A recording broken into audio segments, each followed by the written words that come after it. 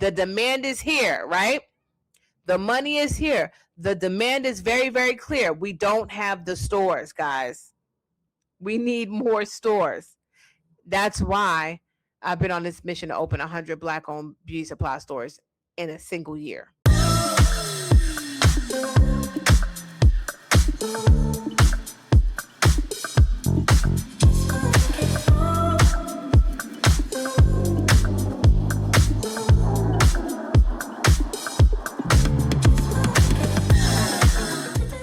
Your girl Janice is live. And I'm excited because I'm going to be dropping something amazing that I have been working on for a while, me and my entire team. Shouts out to my team. We have been working on something really amazing. We are dropping it tonight. Tonight is the night that it's going down, and I'm so incredibly excited about it. I'm excited, and I've been working my little fingers off for this amazing opportunity for you guys. So I'm so excited, and I hope y'all excited too. Sometimes I just don't even know where to start when something tragic happens. But something tragic recently happened, guys, in our community that I do want to take time to discuss and have a conversation about. There's a lot of different things that we are seeing in terms of trends and how people are moving these days. I think business in general has been tough for people to pull a trigger on just because the economy has been just unstable.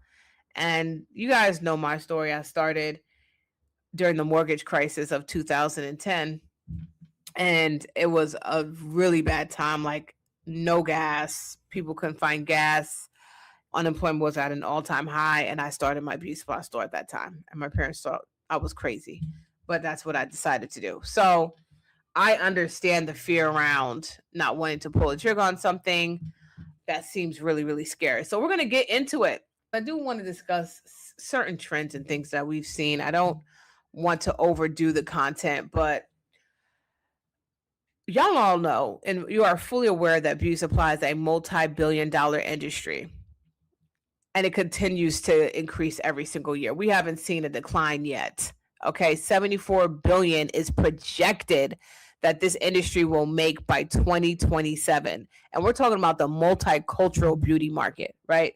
We're not talking generics, okay?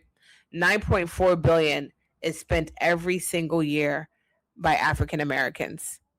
And less than 10% of the stores, it's more like 3%, less than 10% of the stores are owned by African Americans. So look at the numbers. It's a $74 billion industry projected to reach $74 billion in 2027. $9 billion is spent annually by African Americans, and we own less than 3% of the stores. Okay. And so I have been saying this, guys. I believe that beauty supply businesses are one of the most underrated wealth assets. And we overlook beauty supply because we haven't had the representation.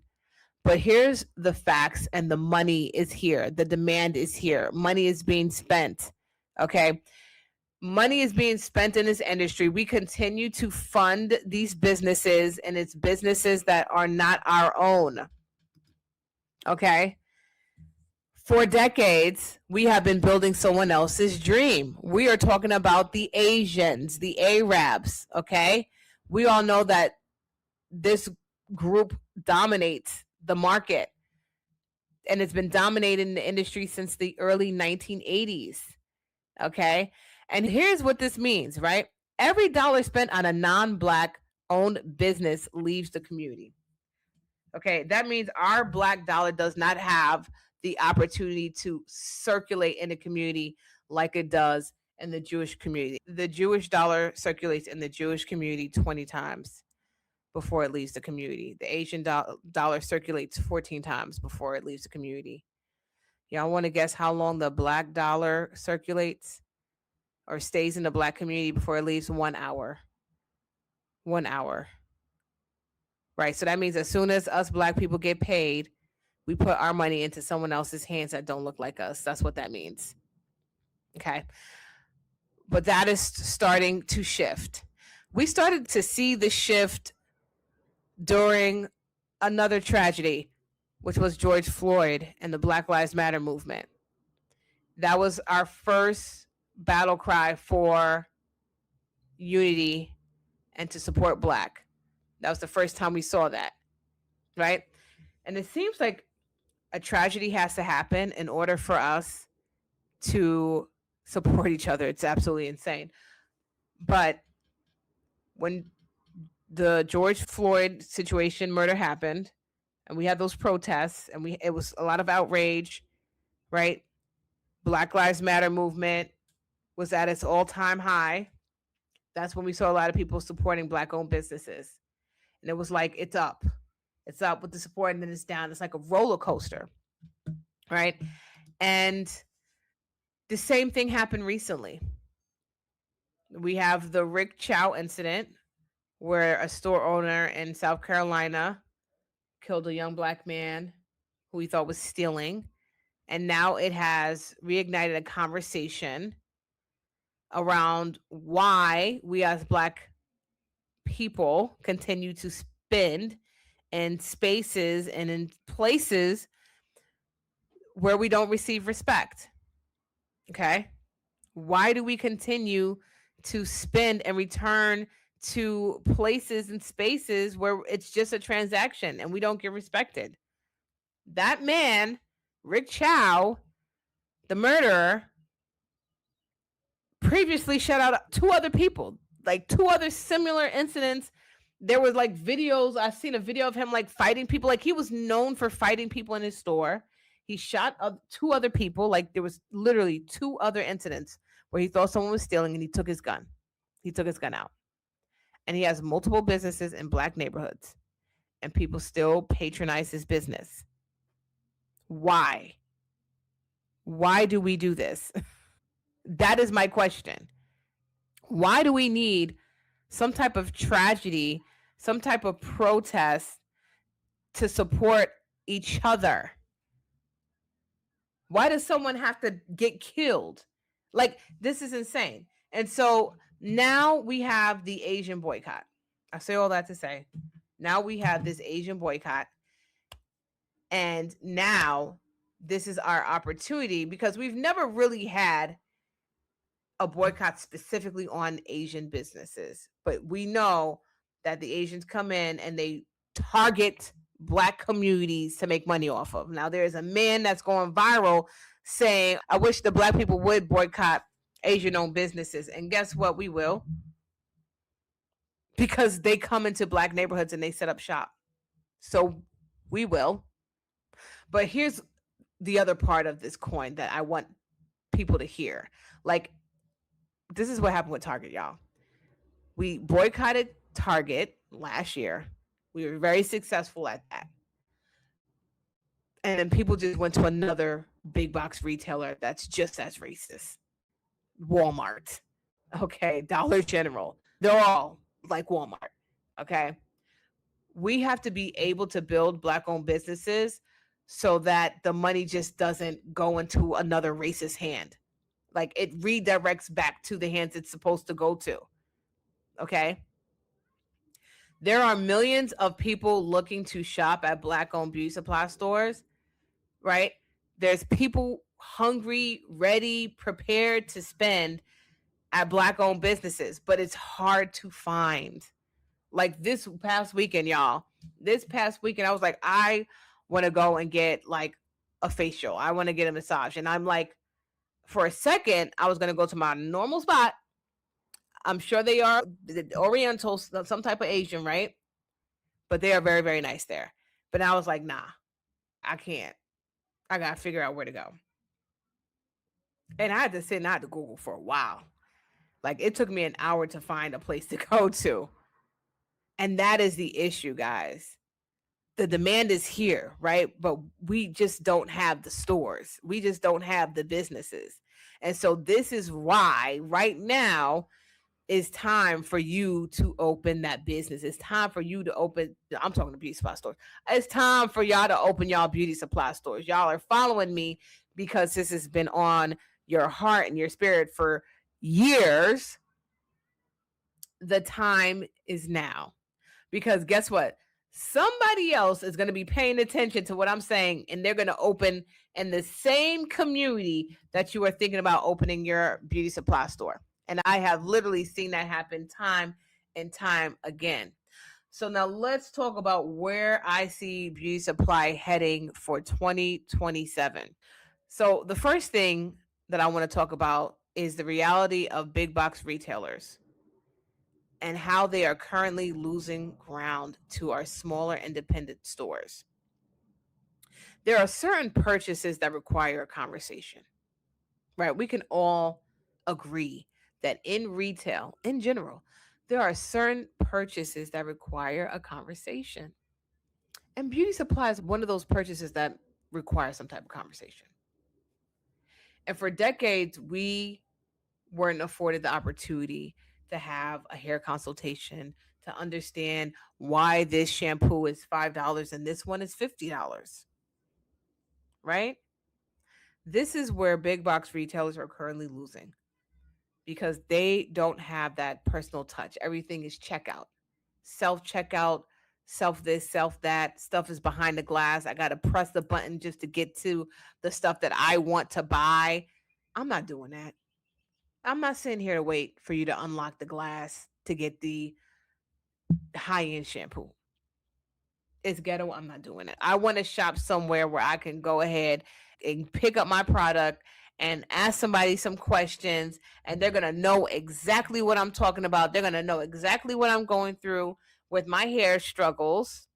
And I'm going to happily pay them premium price for my stuff because not only did I get my stuff, but I also got a really solid conversation and education at the same time. Okay. That's number one. Number two is that you must, in 2026, have a hybrid model for your beauty supply store. You must be online, guys. And not just online, like I got the page, but I don't post. I mean, have a presence, okay? Because social media is what is driving sales right now. It is what is driving traffic. And if you are not on TikTok Shop, you are missing out on a whole lot of money. That's a gem right there. I spoke about it ad nauseum this weekend. If you are not on TikTok Shop, you are missing out on a whole lot of money because people are watching you on social media. And then when they watch you enough, they come into your store and they become customers. And when they see you enough and they see enough posts and they see enough lives, and they now feel like they know you, they now feel like they trust you, they now feel like they like you, they're going to come and support you. And that may mean that they have to travel past two or three Korean owned, Arab owned beauty supply stores just to get to yours because they know, like, and trust you because they see you all the time on social media. So, if you are not up on AI and technology, social media, having a digital presence, you are going to be left behind. You are going to get left behind. Okay. Next trend to watch, y'all, is having an inclusive product mix. Now, gone are the days where you can just copy and paste what everybody else is doing around you. I never did that in my beauty supply store, and I had my store 15 years ago, and I was not copy and pasting nobody. I was the trendsetter. Gone are the days, guys, where you are going to create really generic product mix for your store, have really generic products on your shelf, and be catering to like one person. Gone are the days, y'all. People are looking for more of a mix these days. Like, we want several different textures. We want makeup for several different skin tones. And the people that could do this well, right, in a very intentional way, I should say, my clients that do this, like my clients that are in really diverse communities and they're able to really create a really inclusive product mix. And what do I tell y'all to focus on, y'all? I tell y'all to just focus on the community and what the community is asking you for. You don't have to do a lot of thinking about this. Whatever they are asking you for, your paying customers, whatever they are asking you for, that is how you create your product mix. And we go through this an entire exercise in our programs because it's really important that you get it right. It's really important that you get this right. Because once you spend money on inventory, guys, there's no taking that back. Like you can't do refunds, guys. So understanding that inventory is your largest asset on your balance sheet, it is the essence of what is going to make you a profitable business. You need to get this right the first time, right? We don't want you to have products on your shelves that's going to sit and sit and sit. You want to create an inclusive product mix based on your community. Based on your community. Okay. And lastly, we're going to talk about the Buy Black movement, right? People want to see themselves when they're handing their dollar over. I want to personally hand my money over to a Black woman. I want to give my money to a Black esthetician, to a Black person doing my eyelashes, to a Black woman. Well, a Black woman does my hair. To a Black woman doing my massages. There is something to be said when the dollar can circulate in the Black community. There's a sense of pride that you should have when you are supporting another Black owned business. Okay. And not just supporting them because they're Black owned, but supporting them because they represent Black excellence. Like it's a really good business. Like they really do good hair. She really do good eyelashes. She really do good massages. They really have a solid beauty supply store. They have everything that we want. Really good customer service. Really educated. Love them. That's what people used to say about my beauty supply store. I'm not making that up. You can go on YouTube and see my reviews from my beauty supply store. Okay. And so you don't want people to just come to your store because you're Black. You want people to come to your store because you represent Black excellence. And that's a different level of excellence, different from any other culture. Okay. So now the question becomes, are you ready to move forward? Are you ready to capitalize on the opportunity that we have before us? Okay. I sat here and I explained everything to you guys about how much money is being generated in this industry, how Black people are funding these Asian owned and Arab owned businesses, and we're not profiting from it at all. How it always takes someone getting killed, a protest happen for people to start supporting Black owned businesses, and how this, at this time, this specific boycott is aimed towards a certain demographic group, which is the Asians, to boycott their businesses, and how we have a huge opportunity to launch and get our stores open at a time, where people are now moving from supporting Asian owned businesses to now supporting Black owned businesses, and they need to have the stores. That's the issue. The demand is here, right? The money is here. The demand is very, very clear. We don't have the stores, guys. We need more stores. That's why I've been on this mission to open 100 Black owned beauty supply stores in a single year. Because we don't want to give people a reason to have to go back to the Asians, the Arabs, or Target. You want to be able to raise your hand and say, oh, you're looking for a store in what area and what community? I have one there. I have one there. You need to be able to raise your hand and say, I have a store there.